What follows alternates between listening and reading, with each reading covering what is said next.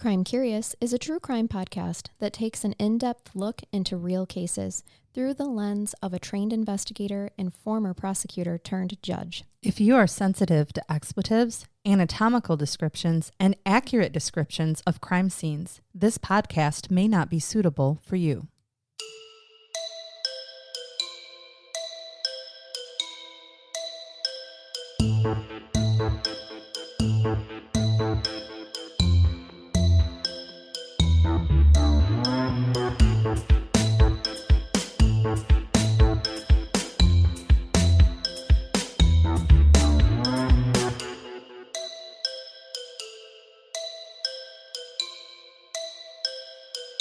Welcome to Crime Curious. I'm Sharna. And I'm Megan. Let's shake our gray, Megan. Of course. Oh my gosh, I think some of my underarm flab shook with that. Oh my God, don't even get me started. Too hard. I don't even need to shake the sack. I can just shake my arms. Put some beads or something in there. It's Shocktober. It is Shocktober. I love it's our favorite time of year. So we're going to be releasing some of the spooky stuff. Of There'll be course. some normal cases in here too, but of course Yeah. we like spooky. I'm working on a two-parter that is going to be very in-depth, and I think I've said it like 3 times now. I'm still working on this two-parter, but honestly, it's perfect for the fall. It happened in the fall, and it is like a spooky, could be a spooky story for sure, but it's just a tragic case. So that's coming up soon, so stay tuned, everybody. All right. 2 very special shout outs. Yesterday, by the time that this airs, if it airs tonight, were 2 birthdays of our fantastic, fabulous Patreons, Miss Tasha and Kangaroo Sack Jason. Yes. So happy birthday to both of you. Happy birthday to both of you. And I find it ironic that some of our very first ever Patreons have the same birthday. There's That's not coincidental. It's something karmic about it, It's right? a synchronicity in the universe. I believe yes. that. Mm-hmm. And to go along with that, I am going to give Tasha the biggest shout out ever because I could not have done this episode without her. So I'm going to present to you the Vampires of New Orleans. I am so excited for this. When I went down this last time to visit, of course, we got together again and she told me all kinds of good stories and she shows me around and she's really like the best tour guide. But then I also spent about 3 hours on the phone with her last night and got some additional information. So Is that all? 3 it's hours just on 3 the hours. phone. That's yeah. all. Neither one of us like to talk at all. So, yep, I have good info. I'm so excited. You ready? Yes. And thank you. Preemptive thank you to Tasha. That's right. All right. So the world is obsessed with vampires. We know. Is it because of the terror that they bring? Or I like to think it's because of that certain amount of sex and seduction associated with these mythical monsters. I mean, come on. What's more seductive than being bit on the neck, drawing a little blood? Yeah, connected forever. You hope you don't die. It's kind of like dating, I hear. These little days. bit these days. Right. Yeah, we haven't done it in a long time, but I think you're Exactly. right. I think you're onto something. So are they based in truth? I mean, vampire lore goes back forever. And realistically, the question is, do vampires walk among us still? And in New Orleans, you can go very specifically on vampire tours, and they believe so, some of them. Yeah. I mean, maybe some of you should ask, do you believe in Twilight vampires or Blade vampires? Because there's a pretty big difference between the two. I've only watched the Twilight vampires. Well, those sparkle, but and they're they do. relatively nice, and in Blade, not so much. Oh, I thought maybe. Or do you want a combination of the two, which is your Vampire Diaries? Highly suggest if you want to watch Vampire Smut, that's the show for you. Or even worse, True Blood, which is based off the fantastic Sookie Stackhouse series that I highly recommend reading, also set in Louisiana, but the True Blood version on HBO, really softcore porn. So you have that available to you as well. Gosh, you've given us a plethora of options of how we can get our vampire on. If you haven't figured it out yet, if I'm going to pick a mythical monster, it's going to be a vampire. Sure. Possibly want to be one.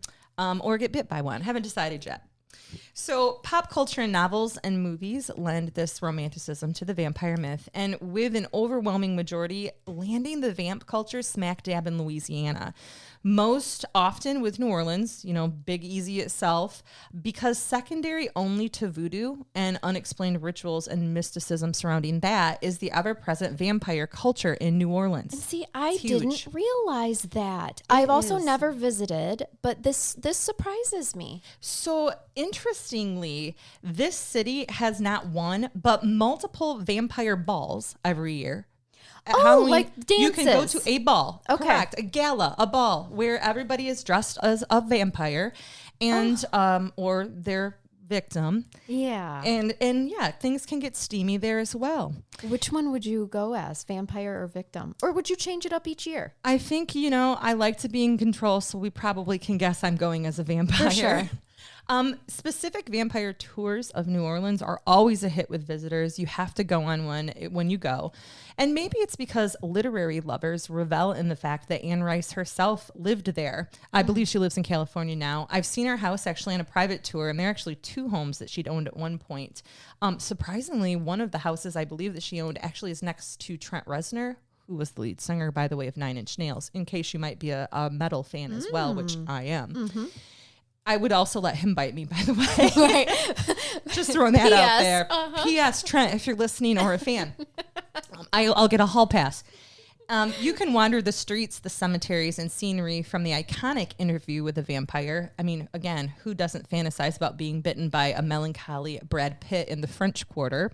Absolutely. From his early days, oh, certainly. God, with the long hair. Even if visitors find they really just ended up outside the infamous dungeon bar being bitten by Hot Cajun. Also, I'm sure, a ton of fun. And the dungeon bar. I bet it's happened. Highly recommend. Yes. But in the interest of being, just for the record, in that bar, you may not take your phone out. You cannot take pictures. And there's literally a camera like watching you when you come into the bar. That's my kind of an establishment. I like that. No proof. Yep, that's right. So in the interest of being bitten by intoxicating strangers and legendary bloodsuckers, tonight I'm going to tell you about the most famous vampire legends of New Orleans. The first is the Count Saint-Germain and Jacques Saint-Germain. So I'm going to start with Count Saint-Germain. Well, in New Orleans, this first legend stretches back to France in the illustrious 1700s when there was a mysterious man who was charming the courts of Europe. This man was known as the Comte de Saint-Germain. He was strange, extraordinary, and mysterious, said to be a master pianist and violinist, also a master of at least 6 different languages with unrivaled skills in conversation. We always appreciated a man that could carry on a conversation, even in the 1700s. Yeah. Maybe one that bathes also would be nice. That would be great. Saint-Germain was a music composer as well, composing several arias and violin solos. So he's a romantic, cultured man of the court. He has a long list of things. If he was on a Tinder with those, he would get so many swipes right. He would. Yes. Modern day. Oh, Tinder hottie. I don't know what we would call him for sure. Who we would even compare him to. Especially since the rumors of his wealth were also of legend. He carried gems around in his clothing, and no one knew how he came into such wealth. In fact, no one knew anything about his family, where he came from, or who he was in general, just to come strutting around all of a sudden in the courts in Europe. Those were crystals. He didn't have gems. He had crystals, he just bamboozled the whole town with his charm. Exactly. Well, rumors start then, right? That's right. So some accounts claimed that he was the son of Francis II Rakovsky, a prince of Transylvania. Oh, yes, Francis. I said Francis from Transis, right? Well, Transylvania is going to bring up ideas of vampirism anyway. Absolutely. This is where your Bram Stoker Dracula accounts come from. The Count was also known to have a passion for alchemy. And I found this interesting. So he was believed to have an extraordinary talent for maintaining his youth. Well, alchemists were seekers of perpetual life and youth. Alchemists are usually described in pop culture as handlers of metal, trying to turn them invaluable, for example, to gold. So the simple way to describe an alchemist is with threefold goals. So the first was to find the stone of knowledge. This will sound familiar. It's called the Philosopher's Stone. Oh, think Harry Potter. Yeah. Okay, that's what that was part of it. The legendary alchemist had discovered the Philosopher's or Sorcerer's Stone. And perhaps it was his vast knowledge even of cosmetics and herbs that kept him young. He may have used those. People are trying to explain why this guy is not seeming to age. The philosopher Voltaire called him the man who knows everything and who never dies. No one really knew his true age. He looked about 40 in all of his portraits and continued to look 40 for over half a century. But don't all men who seem that act like they know everything seem to never die. Yeah, pretty much. Pretty much. Just kidding. So, but yeah. interesting. There are modern day alchemists who just really know their way around herbs and tinctures and know how to cure ailments with natural products instead of chemical laced things. They originally thought, though, that they would take, for example, something invaluable, like I said, lead, and turn it to gold. That was always what they were looking for. But along with that is the stone of knowledge. So although he was charming, engaging, he's gracing the dinner tables of many dukes and kings, no one had ever seen him eat anything. Really? He would only delicately sip his glass of red wine and poetically opine on every subject from history to philosophy to chemistry. Maybe it's because he had IBS. These are things we didn't think about in those days. That's right. Perhaps he was afraid he would toot at the gentleman's table. That would be your issue. It would. I, however, come from the line, what if he thought he was going to be poisoned by these jealous assholes? Good point. Good right? point. There's that too. Yep. So he's knowledgeable about every subject, and his brilliance at court constantly caused his lineage and wealth to be put into question. People are going to be curious of something they can't explain. Of course. We So, still are. Myths and legends about him began to spread. So he's considered by some to have mastered immortality, as many have claimed to have seen him since his alleged death in 1784. Was he the ultimate alchemist, Charnel? Did he find the philosopher's stone to extend his life or create it? Did he find the secret to immortality and constant health? Maybe it was blood. Perhaps the blood that he drank disguised in the open as a glass of red wine. Yeah. There have been many that thought that blood was actually the way to sustain immortality. Mm-hmm. And that's how some of these vampire myths originated. I can see how humans ended up at that theory. Yeah, absolutely. Oh, blood. I mean, it Makes it perfect sense. pumps through our veins, keeps us alive, right? So I'll drink Why some and not it'll drink help. it? Yeah. Like the scene from Stephen King's Carrie, where it's just jumps on her and her skin is ever so soft as a result. Right. This is the best facial I've ever had. Would be a funny meme, by the way. So this part was taken from a grunge article that I really loved. Oh God, actually, they do use vampire. Have you ever heard of the vampire microneedling that they do, where they draw your blood? Yes. They put it in what is that? Aerator of some kind. Yeah, it shakes it up. Oh my God, I'm so sorry, you guys. Right now, my brain is not working. But and then micro inject it back in your skin. well, yeah, not inject so much as just put it over. Then microneedling is all the needles all over your face and whatnot, and they make this little salve. Okay, that's got your blood in it. It's kind of terrifying, but I also want to do it. I hear that it's fabulous. I'm willing to try it I bet as they well. do it in New Orleans. We should make They do it in Jackson. a blood facial. Yeah, they call it the vampire facial essentially. Yes, but yeah, I mean, I feel like if I look that up on Google, it'd take me to Pornhub. maybe at first until Okay. you put in I know a place 45 45 minutes away that does it. Totally checking it out. Well, we do know this. The Count of Saint Germain was a very real person. His existence was documented by nobles in the 18th century, including the writer and politician Horace Walpole, who wrote that the Count was in London in 1743, where he was arrested on espionage charges and subsequently released and kicked out of England. No, thank you, sir. You can leave London now. Wow. Then years later, he surfaces in the court of the French king Louis XIV, and after some infighting and political issues, he flees back to England. So apparently the mysterious count didn't stay in places long, because he soon after was said to be traveling in Russia's political circles, then a few years later back at French courts, and finally to Germany for a last time before he allegedly died in 1784.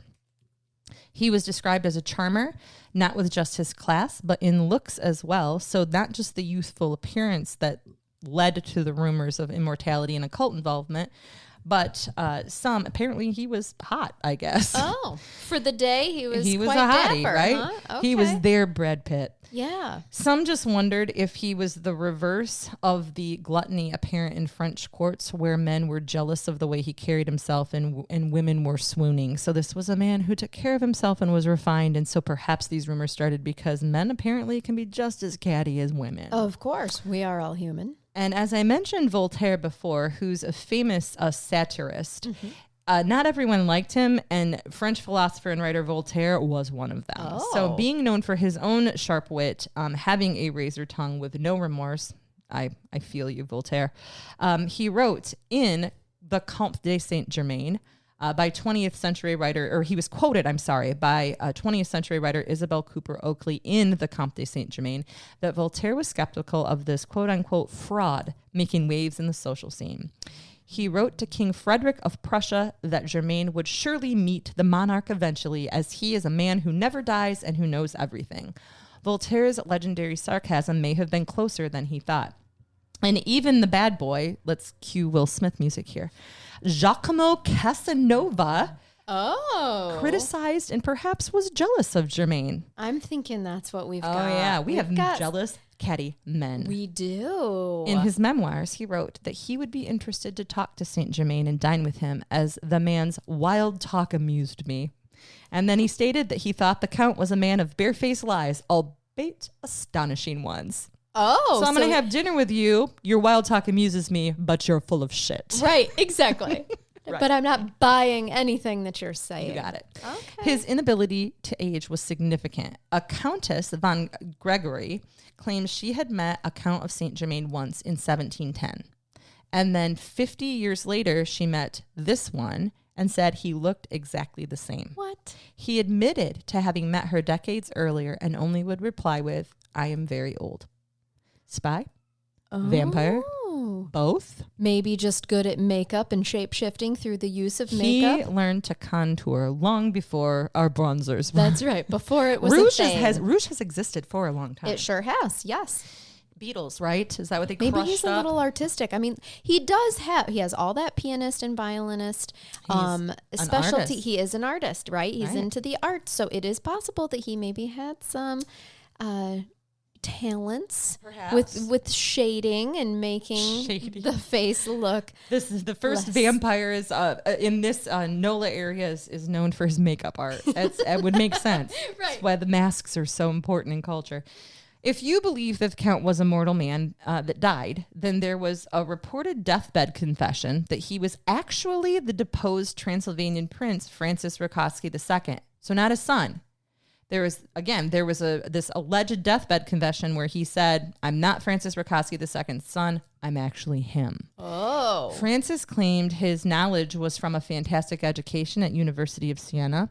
There was really a Rakoski II who died in 1735. So there was somebody who died. Okay. But the timelines and ages reportedly don't add up. Maybe he was a fraud and a pauper. Maybe he was actually poor, carrying crystals around instead of gems. Right. Who made up and had tricked the high society in English So that he could courts. partake, so he could sit at the tables. Right.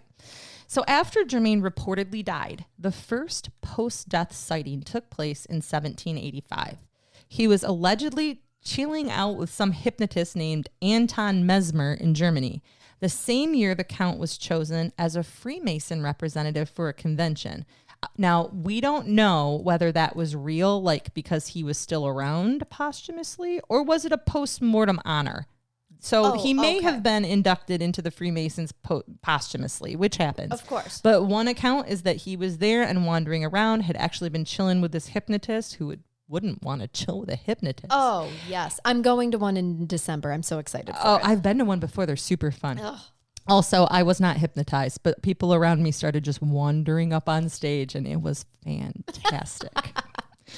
He was reportedly seen again after the fall of the Bastille holding a conversation with a French noble, the Comtesse Jamère, where he claimed to predict France's future after the upheaval of the French Revolution. She claims to have seen him a few more occasions until 1820, writing that every time she saw Germain, he never seemed to age a day. 1820? Still seeing him, yes. My God. So fast forward to New Orleans, Louisiana, and there appears a man by the name of Jacques Saint Germain in the early 20th century. He fits every description of the Comte above, around 40, rumors of great wealth, a charming and fascinating dinner guest, and a romantic mystery man in the cultured areas of the Bayou City. So just kind of those fancy parts of town, he was making his way through these social circles. Yeah, all over the world. Oh, yes. And we've heard this his predecessor perhaps, or was it actually him if he is a vampire? Traveling all over Europe. I mean, we said what? London, France, Germany. So now he's in NOLA. He would throw lavish parties. In Russia at one point In Russia, right? Yes, correct.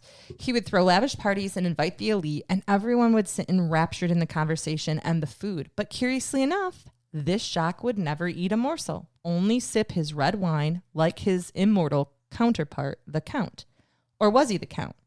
And what was he possibly drinking and sipping as he served his snooty guests? Yeah. Right? He never shared. No one ever saw him pour from a bottle. No. So one night, several months after moving to New Orleans, he had a lady stay a bit late. Or there's a rumor that he picked up a lady and brought her back. Sure. So they're out on his balcony at his house at the corner of Ursuline and Royal. And Germaine grabs her and tries to bite her neck, she states. She escaped by falling or jumping from the second-story balcony and then reported the incident to the police. Again, another version is that it was actually a sex worker and that she threw herself from the second-story balcony. The police are skeptical. When they come to investigate, however, they do come to investigate, Jacques Saint-Germain had vanished. So they searched his apartment and they found tablecloths with large splotches of blood on them. They searched the kitchen, where they found no sign of food or evidence that food had ever been there or that had ever been prepared there. All they found were bottles of wine.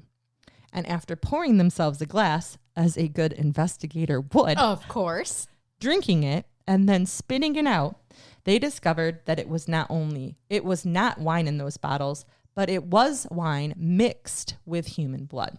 Really? How did they determine that it was human blood? They didn't. Okay. How did they determine that it was blood on the tablecloth and not spilled wine? Because I spill some red wine. I'm going to call this the tongue test. If they're drinking out of these bottles, you know somebody's sucking off a tablecloth. Yeah. Okay. So right. They're convinced that this is human blood, or at the very least, with some wine mixed in. And I'm not surprised that there's no food in the house because he liked to socialize he had money. He could eat out. Why would he prepare food when he can pay someone to prepare it? Apparently, this was just not something that was happening in the quarter at that time, and they were in the skeptical. 1820s? Yeah. Okay, yeah, I get One it. account also says that when they continue to search, they found clothing from different eras in there. Now, maybe he liked to dress in costume. Maybe he did theater. But apparently there's all these outfits from different eras in time that he had in there. Wow. And allegedly... Maybe he was a collector of antiques. Maybe. But allegedly, they also had bloodstains on them. Oh. Well, is he keeping them as souvenirs? It's unclear whether the Count Saint-Germain and Jacques are the same person, but believers speculate they are, and they think so in New Orleans. To this day, the mysterious figure of the Count Saint-Germain has his own occult following, from theosophists and complete way out there mystics, specifically down there in the quarter. Yeah. Although he allegedly died in the year 1784, no one saw his death, although there was the one account of the deathbed confession that we had heard about, but there's nothing to really back that up as well. Mm-hmm. And many claim to have seen him years afterwards. Nonetheless, he did disappear from court life. But did he bring his immortal presence to feed on the Cajun royalty, we will call them in New Orleans, like sucking their world-famous oysters? These people look delicious. They're salty and marshy, and I love them. Yes. Love me a good Cajun. So the second vampire legend is John and Wayne Carter. This is literally a factoid that is given at the beginning of all Carter Brothers information. So legitimately, every podcast, everything you look up, you're going to get this blurb. So I'm going to read it because why not? In terms of murder rates, New Orleans ranks among the highest. Shocking. It has also been a notorious place for missing persons. That is, a place where people just disappear and no one ever knows what happens to them. Very swampy. Yeah. The blood of the French, Spanish, Indian, African, Creole, and English all mixed together here, where the mosquito is not so picky, nor perhaps are other creatures. Sickness was also rampant in the city. So there's TB going around, Charnel. There's syphilis. I mean, all kinds of good stuff that you get from having a good time. Yeah, I've been in some bars where all those things have been going around. Where you walked in and said, this smells like TB and syphilis? Absolutely. Yeah. Yep, I actually think they had it on a T-shirt. Right. I came to New Orleans and all I got was syphilis. Yeah. I think I need a T-shirt that says that too. Maybe TB would be more appropriate for me to wear though. I think so. Yes. Well, so this may have led to some of the craziness and rumors when it comes to vamps. So with tuberculosis, you are notoriously pale when you are sick and bleeding from your membrane, specifically your mouth. Right. So if you would wake up pale and bleeding from the mouth or other areas, there was a rumor at that point in time that a vampire perhaps had got you in the night. Oh, gosh. So people began wrapping themselves in bulbs of garlic. I bet they smelled lovely. And resorting to other means of protection.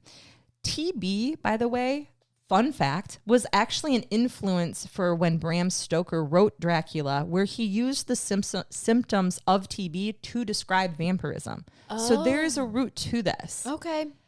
That doesn't surprise me, really. We usually often take disease and famine create it into a folklore. So we have that legitimately. And then let's talk about STDs. Because STDs like syphilis, well, those are nighttime naughty diseases. Yes. You get those by literally... I have a nighttime naughty. It's from bumping in the night. Right. It's the literal bump in the night. Oh my God, if only they put that on the prescription bottles. Well, check this shit out. Syphilis was sometimes known to cause birth defects. Oh. Babies with pointy teeth and elongated fingers. Stop it. So like creature of the night spawn vampire style. So you have these two that I named specifically that I looked up because I was just really intrigued about them. They both have these vampire-esque symptoms associated with them. Well, let's talk about the Carters. Okay. So John and Wayne Carter were brothers. They seemed to be normal in every aspect. They both had normal labor jobs down by the river and lived in the French Quarter. It was the 1930s during the Great Depression. Times are hard, so a man worked all he could. They seemed unremarkable until certain events occurred. So one day, a girl was reported to have escaped from the Carter brothers' apartment and run to the authorities. When she gets to the police station, her wrists are cut. Not enough to cause immediate damage, but enough to cause her blood to drain slowly over the next several days. She explained that she was only able to get away by escaping her ropes. So the policeman ran to the Carters. I'm sure they ran. The policeman went to the Carters' third-story apartment and found four other people tied to chairs with their wrists sliced in the same fashion. Some had been there for many days. The Carter brothers would allegedly reopen the wrist wounds and drain blood into cups that they would drink from, keeping their human captives for dining purposes. Ow. Right? Can you imagine? Ouchie. No. I just feel like if I'm kidnapped by a vampire, I want to be tied in his room and be bitten nicely on my neck every night. Yes, not my wrist. Please don't cut my wrist and tie me to a chair. But then to also continue to reopen the same wound, wouldn't it hurt less to just keep wounding me in different areas? Can we only hope that the rumors that vampires' saliva are also healing and like on True Blood, after they bite you, they like lick your arm and it like heals? Yeah. That's the story I'm sticking to. I like that a lot better. Well, the story was that the brothers had stalked and abducted these people in order to drink their blood at the end of every day when they came home from work. I'm raising my hand. Yes, and child. Were they men and women? Yes. Okay, interesting. What they did not differentiate. Okay. One story is that there were 4 live human vessels and 2 bodies found wrapped that had apparently served their feeding purposes. The way you said that, 4 live human vessels. Don't you like it? And 2 bodies. Yeah. Okay. Another rendition, though, states police found about 14 dead bodies. So there's 2 stories. There are 2 vastly different. Yep, 2 dead accounts. And 4 live, and another was that there was 14 dead. Right. Oh boy. So the cops waited for the brothers to return, and when they did eventually return, it took 7 or 8 police officers to hold 2 average-sized men down. Are they super strength because they're vampires? Is it because they've been drinking the human nectar? Does blood make you stronger and younger? Well, upon their arrest, the brothers allegedly begged to be murdered, confessing that they were vampires and that if they were released, they would continue to kill, as their need for human blood would never go away. Wow, how chivalrous of them. A few years later, when the Carters were finally executed, because we take our time with these things, especially in the South. If you've ever waited for dinner there, you would know. No one's in a fucking hurry. Shut up. I guess not. No one. Yeah. We're up here in that when you order dinner, you had it in a couple minutes. They want you to talk and look at each other and shit there. Oh, this is why you get so drunk, because you're like, I'll have a glass of wine, and then you're like, well, I'm still waiting for my appetizer. I'll have another glass of wine. By the time dinner comes, you're like, I don't fucking even know what I ordered. This explains the text from you and Tasha when you're together down there. It really should. No, it really does, just in general. So when they were executed a few years later, this is the fun part. Their bodies were placed in a New Orleans vault. Okay. Well, cemeteries in New Orleans, I think I've showed you some pictures. How were they executed? Did it say? No, I believe. Okay. I believe they hanging? were. I believe they were hanged. Okay. Correct. Yes. The cemeteries are beautiful there. Not only are they more ornate than the rest of the world's, or at least the nations, but they inter many generations of one family inside one vault. Oh, so these cemeteries are now, when you drive by them and you can take tours, everything is above ground. It is too marshy, the water table level. You can't bury anybody, right? Right. So there's these gorgeous ornate, they look like mini houses and castles. And some of them are more simple than others, but they're just ridiculously pretty. Mm-hmm. Oh man, my brother would hate that. He hates to be next to people. If he knew he had to be buried with all of us. How about on top of you? Yeah, he wouldn't like that. So only a New Orleans level of like romantic grossness. How do you bury a person in a literal swamp? Well, when you dump them in the vault, the remains sift down into the bottom of the vault, and then when it's all like rubble and goo or whatever it is, you just slide a new body on top. Okay. So they just slid the bodies on. Sexy. It is. Okay. It is. So many years, it doesn't say how many, the legend says that after the Carter brothers' death, when they were placing another Carter from the family into the vault, they discovered the vault was completely empty. No John or Wayne. They were gone. No remains. Now, let me float a theory out here, too. Okay. When I was on my cemetery tour, one of the things that they mentioned was how ornate and beautiful these wrought iron fences were around the cemeteries. Oh. And why are they there? They're so gorgeous, but they're maybe a little out of place.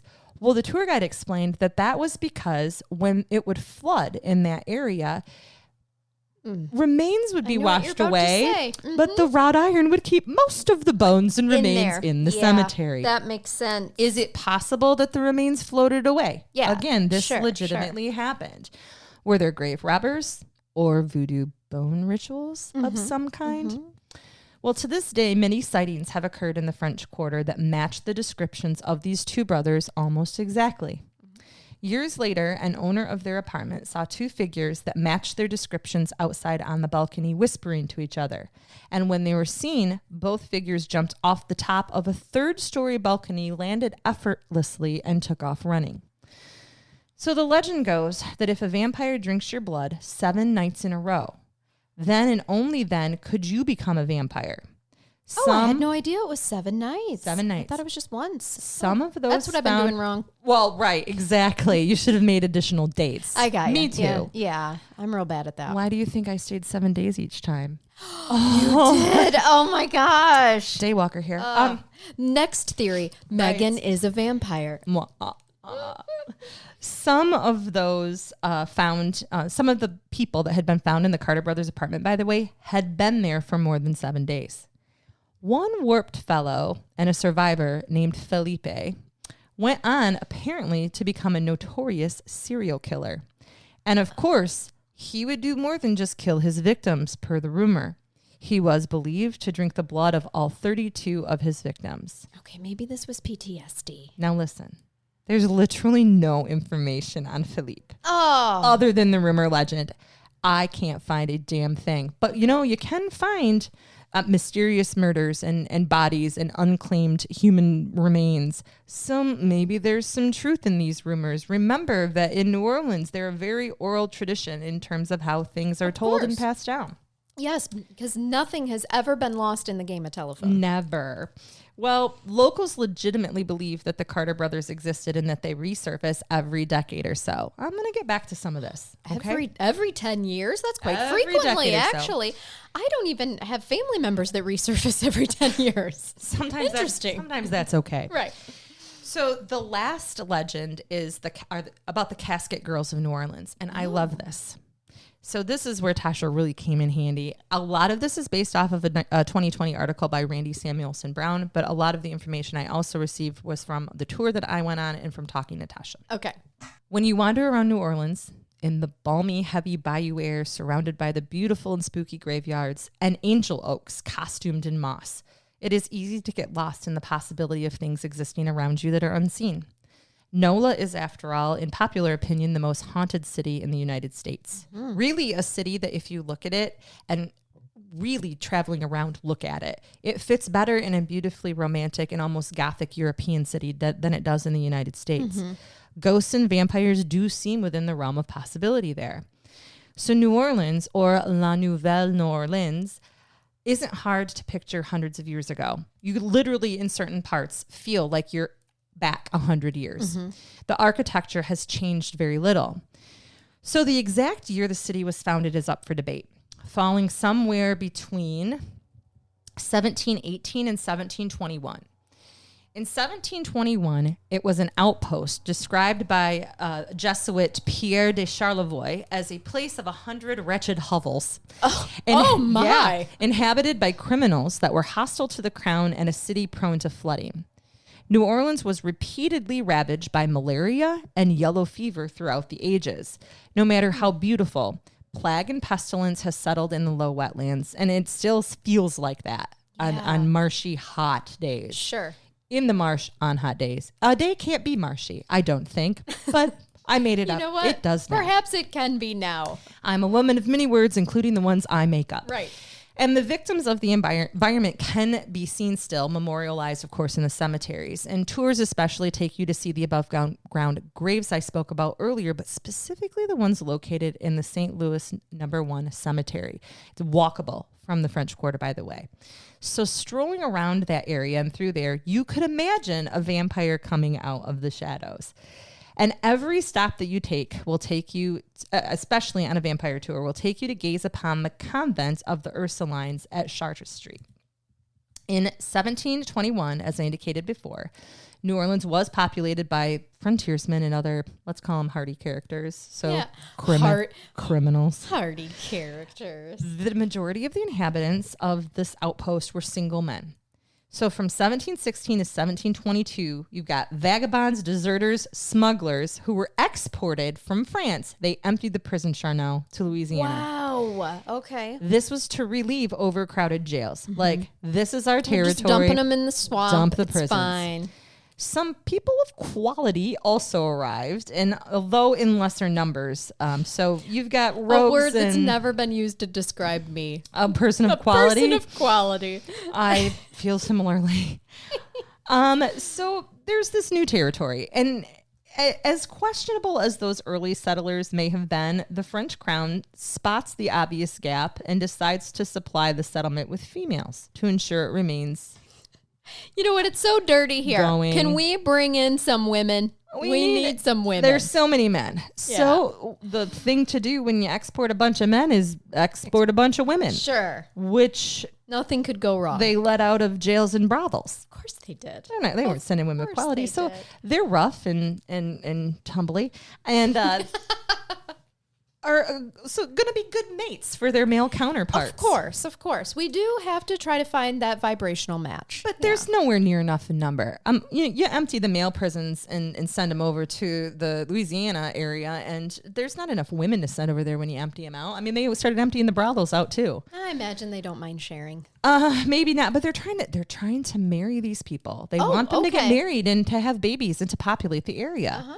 So then comes 1726. The Ursuline order from Rouen, France, arrived in New Orleans, tasked with establishing and providing a suitable orphanage for young girls, along with an education for young women. Yes, bring in young girls. That's all that we need. Well, it's said that French King Louis XIV himself took an interest in the next shipment of young girls to the fledgling colony, girls who would one day mature into brides. Of course he did. We've heard King Louis XIV's name before in the story of the Count, by the way. Yes. This was the court that he was apparently frequenting at that time. Okay.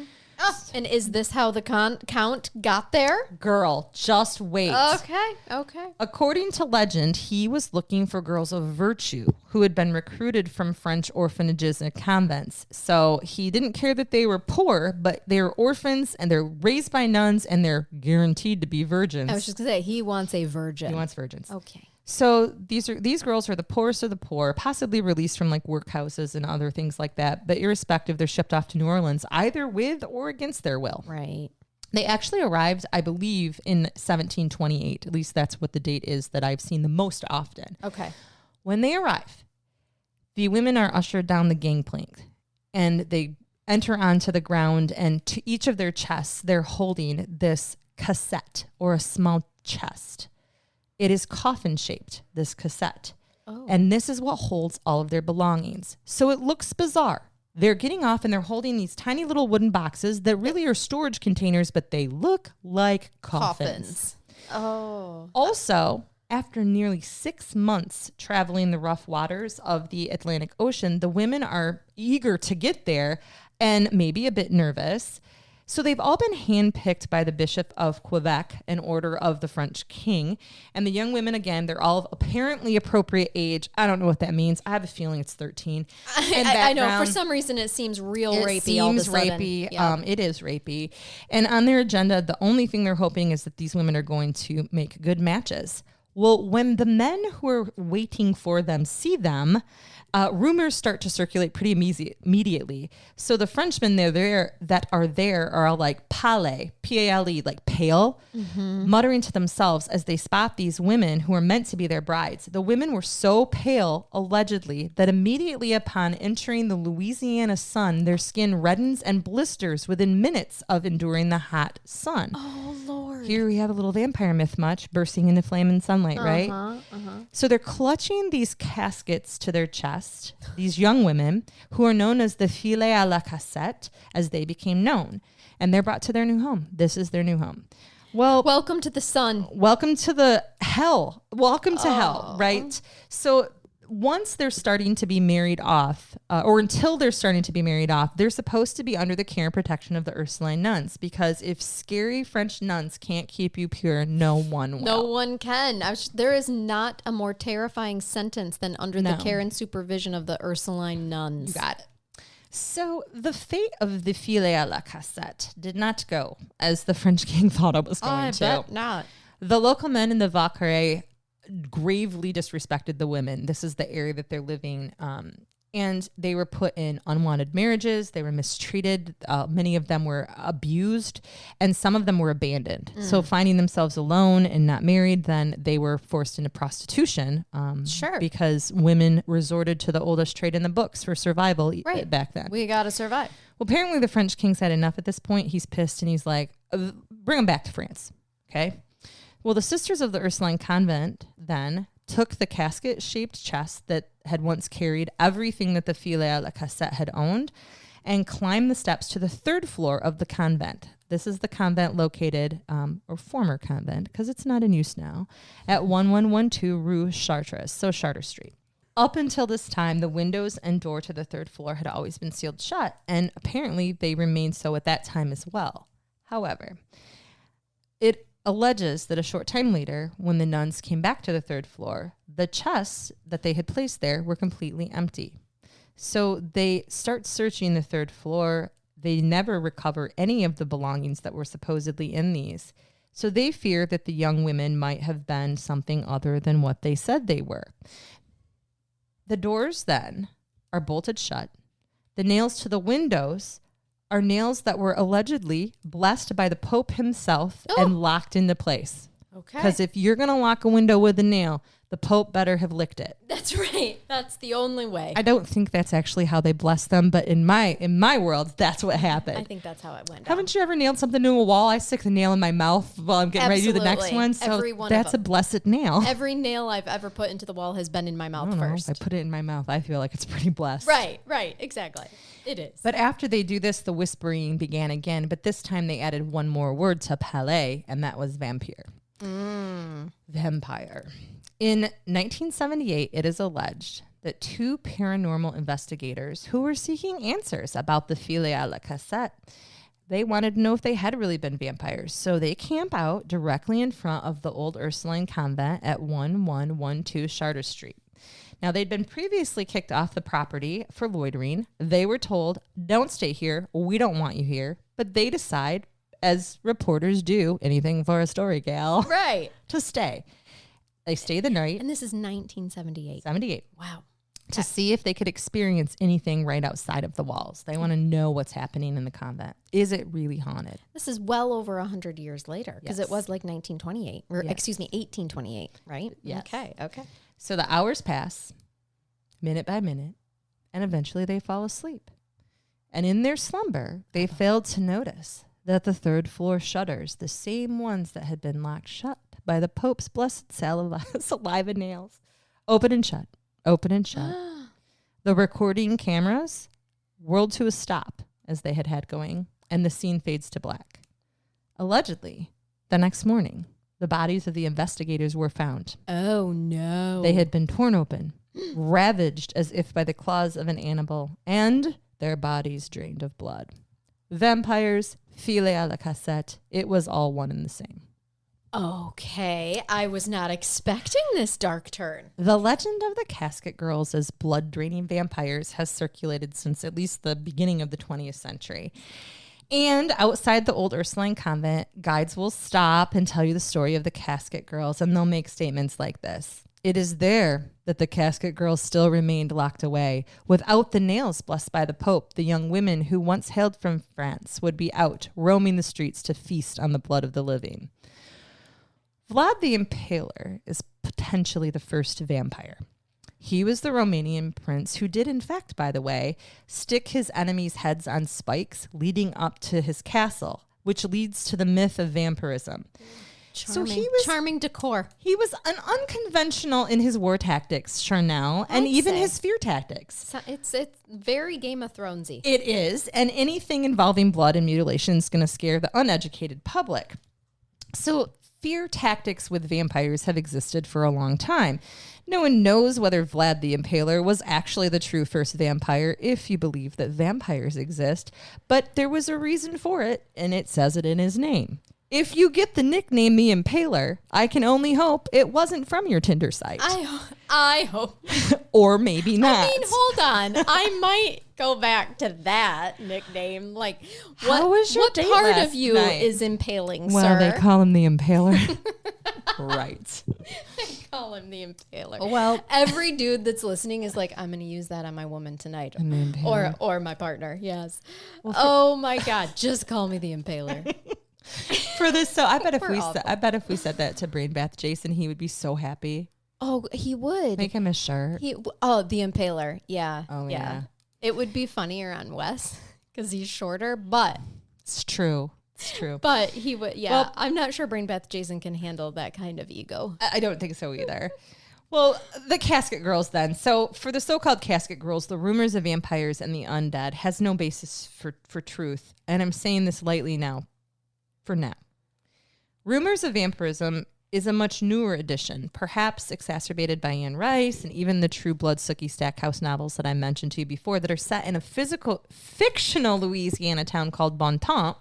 But fans of vampires did legitimately suspect from the tales of that time frame that the filets à la cassette were actually transporting vampires in the chest from the old world to New Orleans. Oh. So let's look at some history. Were they tiny vampires? Well, I mean, how big were these? First of all, Charnel, don't you know that some vampires turned into bats? I forgot. I have not watched Hotel Transylvania in a really long time. Exactly. Okay. Just so our listeners know, all of Charnel's vampire knowledge is gonna come from cartoons, okay?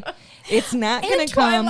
And Twilight. Yes. So basically, if it's PG-13 and under, Charnel might have some basic vampire knowledge. Yeah, I don't watch the horror stuff. However, run the range from G to NC-17 and possibly some shit that I won't admit to. Right. So let's talk about some history of bringing young girls into the New World. I love this idea that they were bats in those little caskets. I totally made that up. No one's ever said there were bats in there. I just speculated, by the way. That was an educated guess, my friend, and I'm rolling with it. Thank you. New France. Mm-hmm. The Casket Girls were not the first program that the French crown created to repopulate in the New World. Okay. There was a Canadian colony called New France, which is modern day Quebec, by the way. Oh. Also freaking gorgeous. The French just built some beautiful They did. Yeah, they really did. So this traces back to 1663. So that colony, too, apparently is lacking in the way of the fair sex. And Jean Talon, the intendant of New France, I really want someone to call me that, the intendant of Hillsdale, decided to pen King Louis the 14th and ask him for women. You can just write for women? The king complied and began to recruit women to be sent. It was a stringent process. The women had to be between the prime ages of 12 and 25. Oh, fuck. And they had to provide a letter from their respective parish priests, which recommended them for the position. What a day. Imagine? Can we just pause for a second? You get up, instead of going to middle school, you ask the priest on your knees if he'd write you a letter so that you can go and whore yourself in the new world. Right, exactly. I'm ready for a husband now, Father. Because some dude pen-palled his friend and was like, hey, I need some chicks in the prime ages of 12 to 25. Do you got any to spare? Yeah, there was not much to nail there. So they needed wives.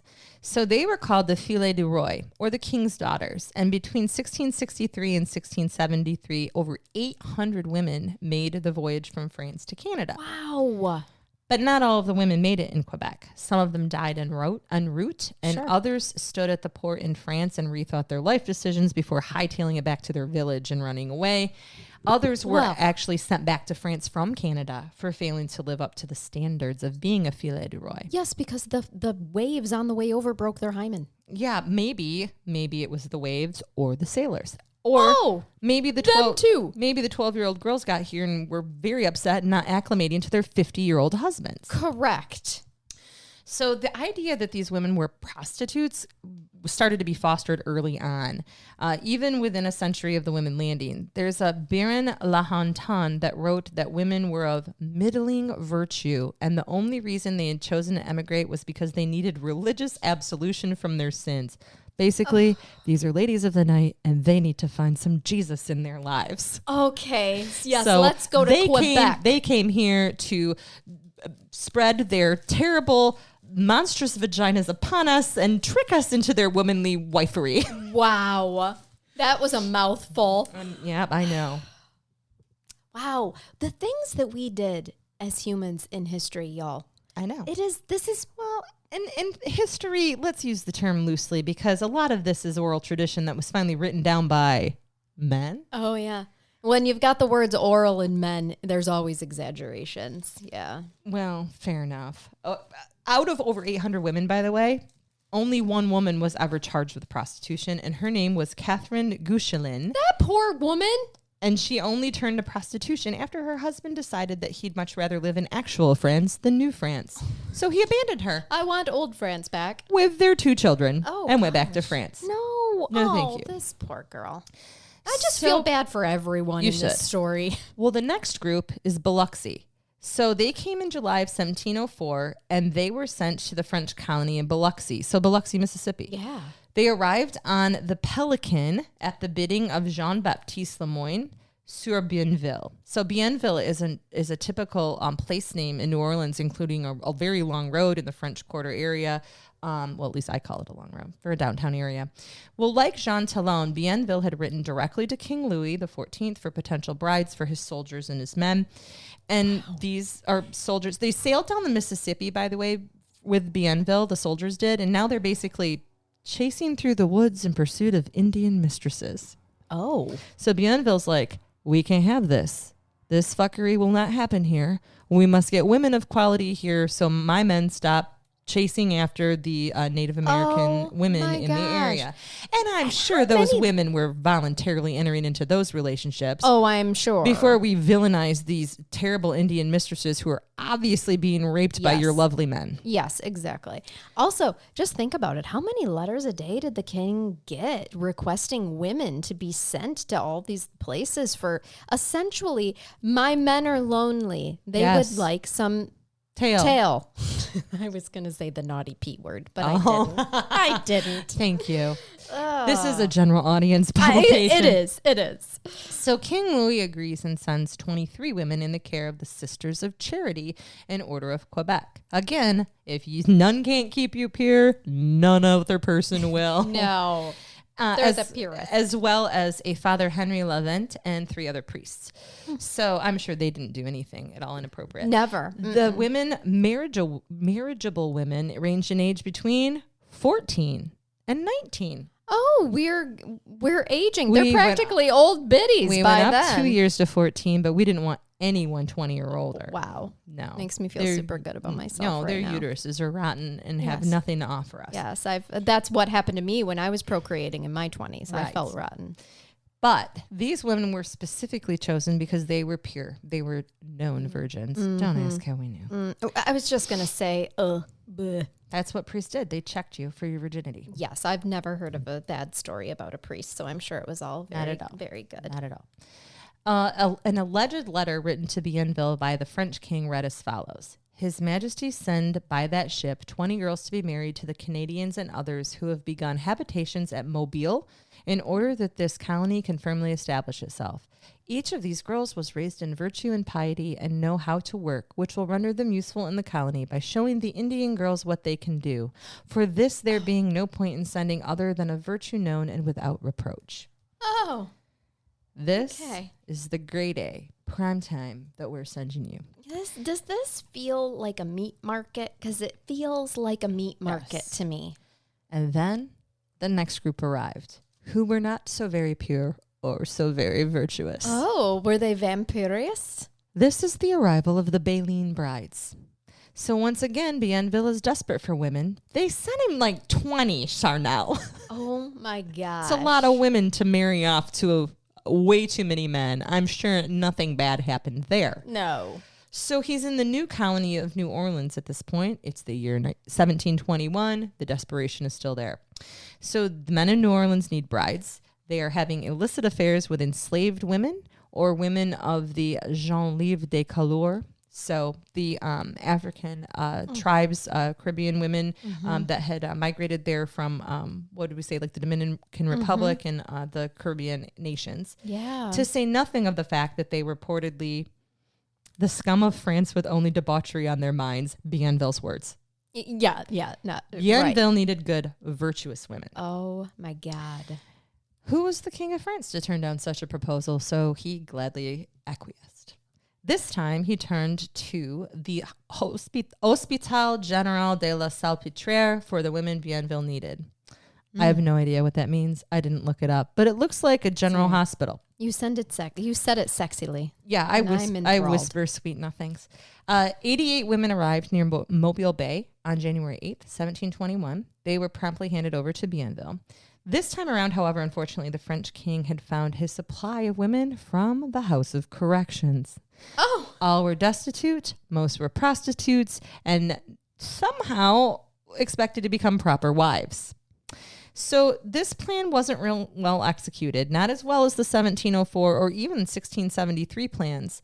And all these new women, well, they basically only added to a debauchery type of environment that was already raging in New Orleans. So basically... Right. They were like, I will join you with your beating and thieving. It has always been a party town. Yeah. Now I'm starting to understand why. I love this. So it should come as no wonder that Bienville's like going to try again. And this is perhaps where we have the 1728 Philia cassette. Okay. So then they come. And to them, it only got worse. Because even though these girls were pure, these are allegedly vampires. Yeah. So let's talk about Well, we haven't tried vampires yet, so let's throw those in and see if that can build the city. All these whores and prostitutes and vampires coming at me. Oh, my gosh. So did the French colonists think that Bienville had brought them prostitutes as wives again? Maybe. Because this shipment, I love talking about people as shipments. So right. I apologize for saying that so loosely as it rolled off my tongue. Gosh. Well, they're just cattle now. So we have the matter of pale skin. So there's no record in... Well, of course their skin is pale. They were on a ship. Thank you. So, but here's the other thing. It wasn't a cruise ship. the commentary about the women being pale, I mean, yeah, they'd been stuck on a ship for 6 months, probably saw little to no sun because, let's be honest, they're going to be put below deck because they're proper and virtuous. They're not going to put them up on the deck with sailors. No, this is not a vacation.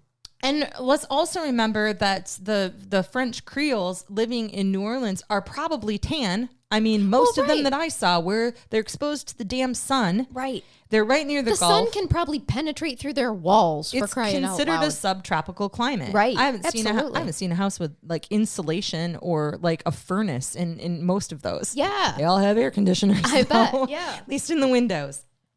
In comparison to these, excuse me. Oh my, what's that? A vampire. I was going to say. Whew. Yeah, right. Are you going to turn into a bat right now? I can't. I actually don't turn into a bat. Oh. That's actually a myth. And I'm a daywalker. So in comparison to the sun-kissed skin of the Frenchmen, obviously the casket girls or cassette girls are going to look like transparently white. Right. Even more. Have you ever stood next to somebody that's tan? Well, that's true. You are very pale. I am. This is a huge tan for me. Right. And my Anne-Marie, too, she's like translucent white. And she was commenting on how great her tan was yesterday at their competitive cheer competition. And I'm like, she's literally glowing on the moon. So the meaning of cassette, the word casket was not widely used until the mid-19th century to refer to burials or burying the dead. Instead, cassette is a Middle French word that refers instead to a small box for jewels or a chest. Oh. The casket girls were known to have brought cassettes with them, but they literally were meant for storage. They were luggage. But not for little bats. Not for little bats or little people. Okay. Nathaniel Hawthorne, who's a famous American author, reconfirms this idea when in 1863 he said, "Caskets, a vile modern phrase which compels a person to shrink from the idea of being buried at all." Oh, yeah. So by 1900, casket is used in relation to burial object then. And so the early 18th century, the cassettes brought with a young woman were obviously, sorry to disappoint anybody here, as this article had said, but they were unlikely, they said, in the shape of a casket or coffin at all. Right. Now, they're just little boxes holding their other people incredibly disagree, and Tasha's one of them. She insists, and their lore is that her culture is that they were in fact shaped like caskets for some reason. So maybe that's just the popular mold of the time as they were making the boxes. Potentially. So let's talk about the third floor of the convent for a minute. Yes, let's. Okay. The one that was locked after all the caskets were emptied, right? As we can lovingly imagine the Pope actually blessing these nails to keep vampires locked inside of the attic, it's probably not likely. So realistically, those shuttered windows are probably hurricane shutters that were installed sometime in the last few decades. I doubt that there were actually shutters at that point in time, to be honest with you. I seriously doubt they were spending time making those hurricane shutters when they were probably boarding things up as quickly as possible and not beautifully. But I could be wrong. Well, Ghost City Tours, fantastic tour company. Please hit them up.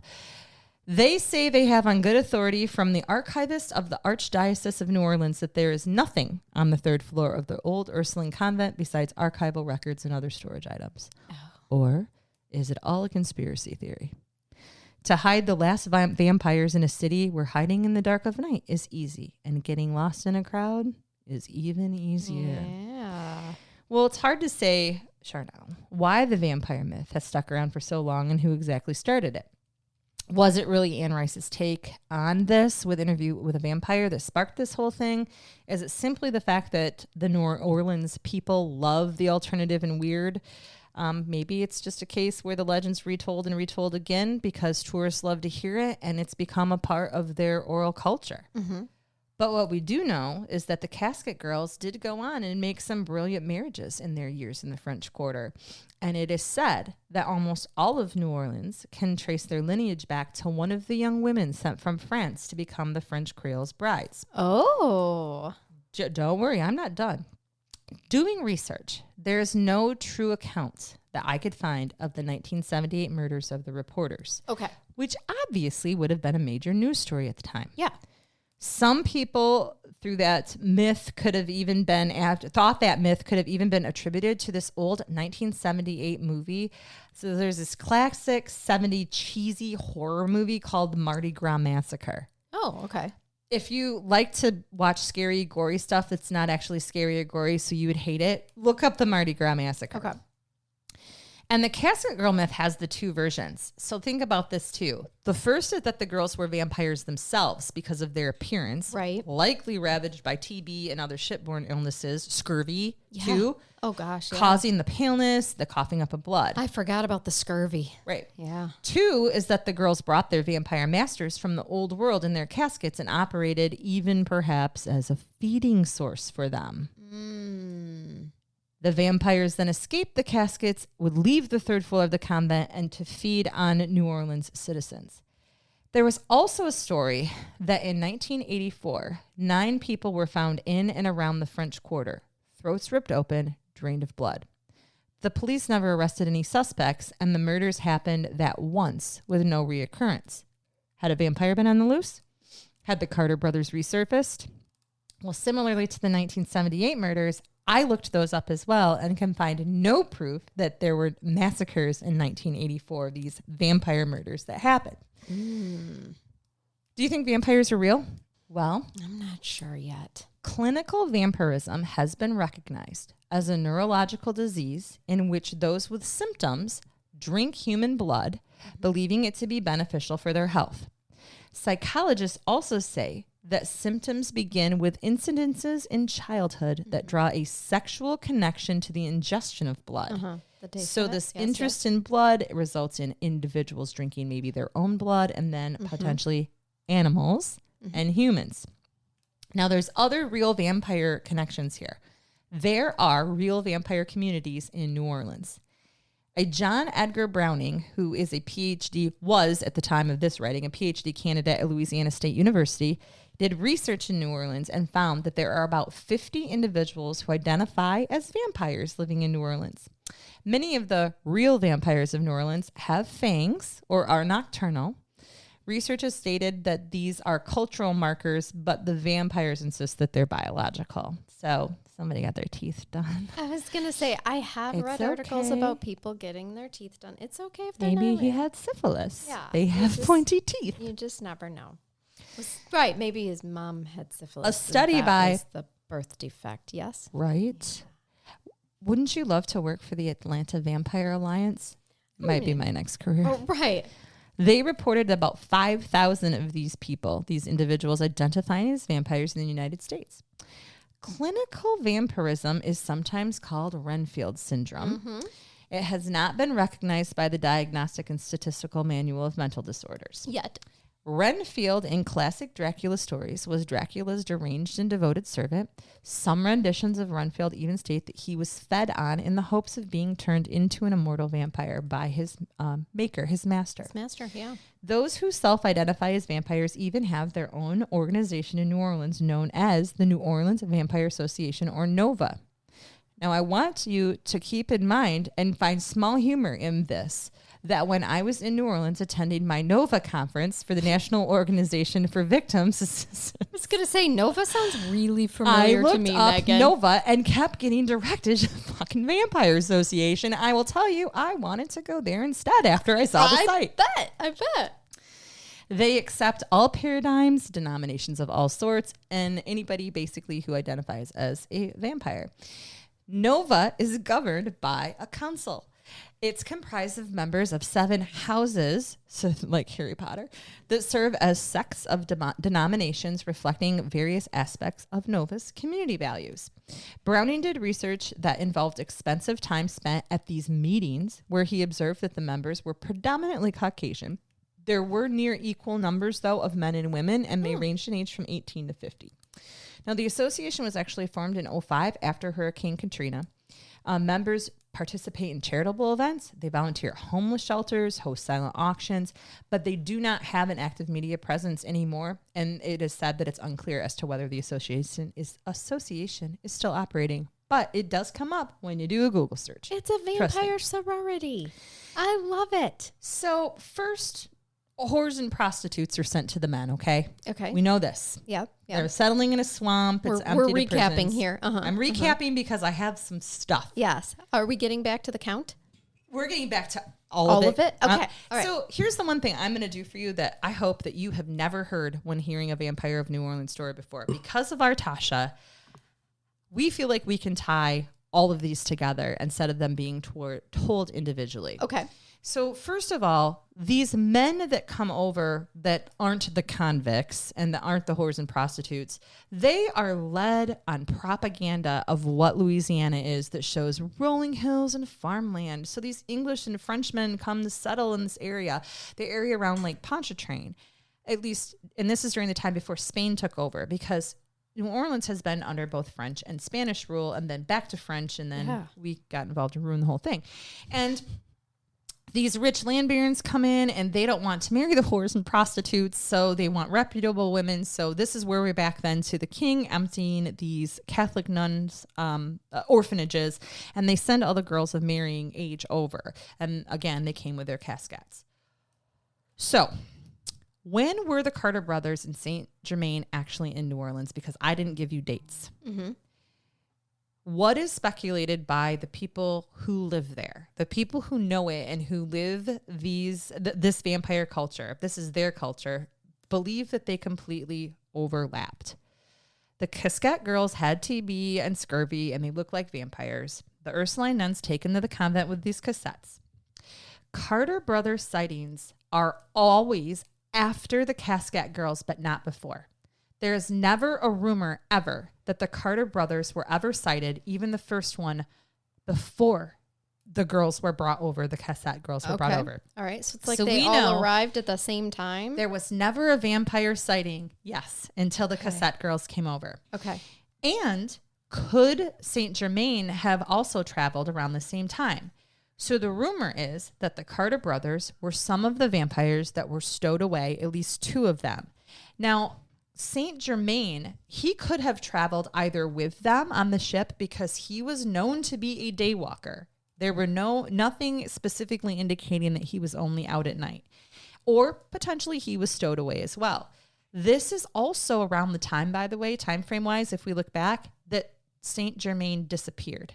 So he disappears out of European culture where he's been traveling in these circles, allegedly dies later. Yes. But it could have been then that he came over in this casket with the Carter brothers. Mm-hmm. Tasha's, I believe, 5 times great grandma came over around the same time, if her history goes back correctly, as the Casquette girls. And her tracing the lineage, she had been in a convent, she was an orphan, and she was brought to New Orleans where she was in the Ursuline convent. Wow. They can trace her lineage there. So Tasha's family believes, and she does as well, that she is thought to be a descendant of the Casquette girls. And I just told you there's a lot of people in New Orleans that indicate they trace their lineage there. Well, the Carter brothers are still searched for. Even prominent members of New Orleans society with high social status believe in the Carter brothers. And there are individuals who believe that there are people walking around every decade or so, either politicians or wealthy business people in there who match the descriptions of the Carter brothers still. Wow. Also, dead bodies still turn up in New Orleans, rumored to be drained of blood, but there's not really bite marks. Okay, so then they're like, well, this can't be it. Well, sure, now I ask you, implore of you, why would there be? The Carter brothers actually slit their victims' wrists and drank. There was never any talk about them biting right out of goblets. Mm-hmm. And Saint Germain, Jean, when he was here, he drank out of goblets as well, other than his one faux pas of potentially biting a sex worker or a guest on the neck. Which might have just been a kink gone wrong. It might have been. Mm-hmm. Mm-hmm. So while there is no proof of these bodies being linked to the vampires, as I have indicated before, there's speculation about what could have been happening. So I asked Tasha about the reporters. She actually had done some research on microfiche at the Times-Picayune, and found this is not the first time you've talked about the Times-Picayune. I know, that's their paper there. Yeah. So no, there's nothing specific about 2 reporters that died outside the Ursuline convent in 78.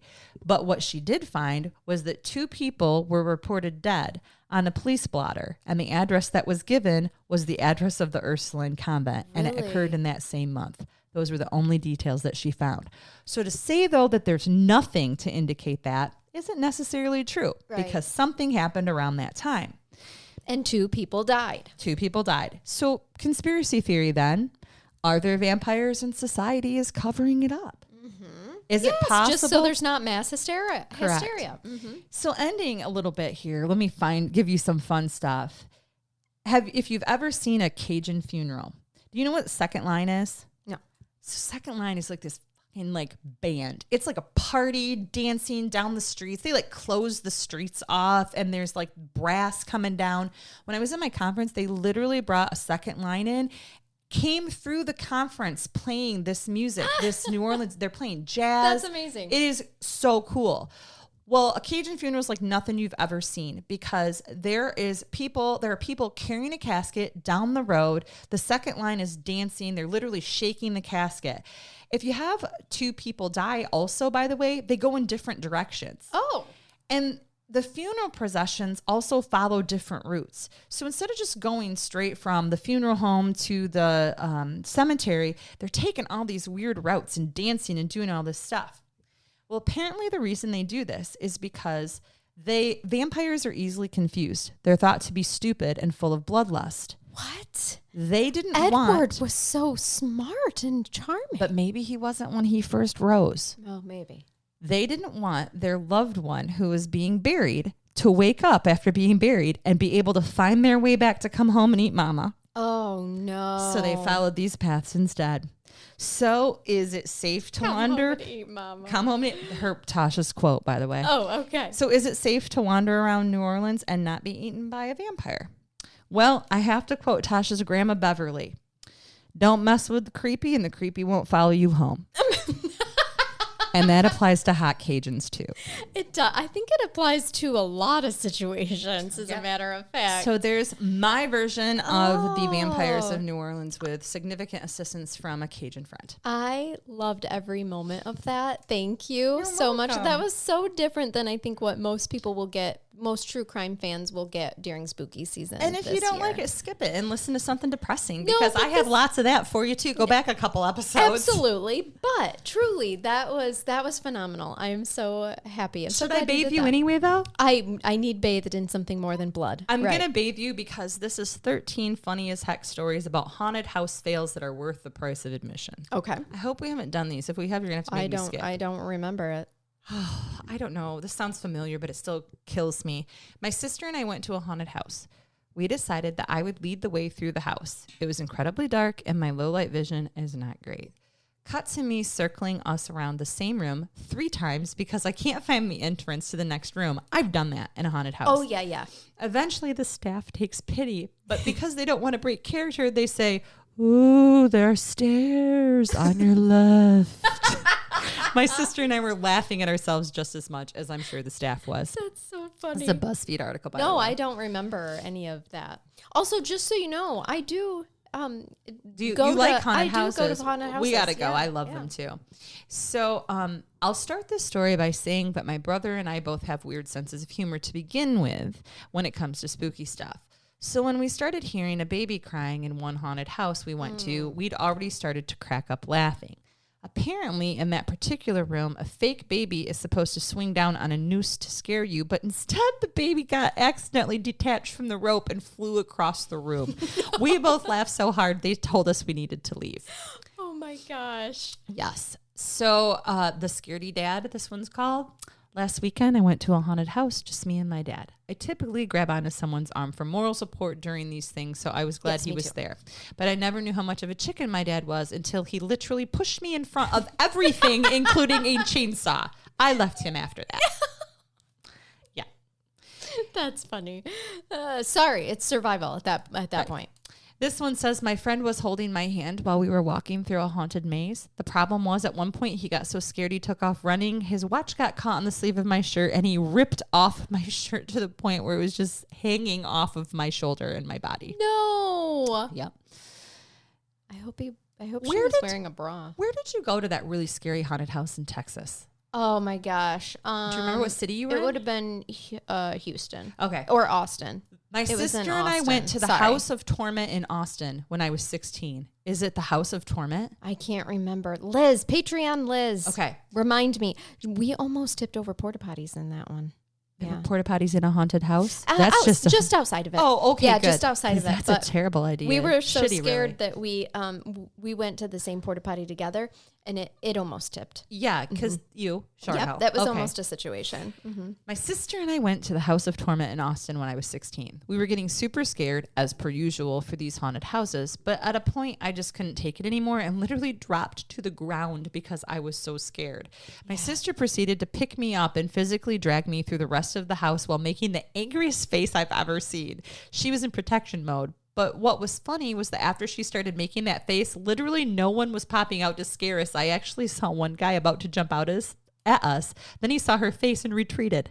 Oh, she literally scared the people that were supposed to scare us. She was on a mission. That's so funny. Liz actually hurt her back there just as we were coming out. Because she was startled? Well, yeah, like a big dinosaur thing like chases you out and it ran into her like back. Yes. And, she had a bad lower back anyway. Plus, we were also in a subway car simulation in that thing, and it thrashes you around. Oh, good God. And it hurt her lower back there, too. Well, I would imagine. Then I made her go it's to the porta potty with me. Oh, yeah. my God.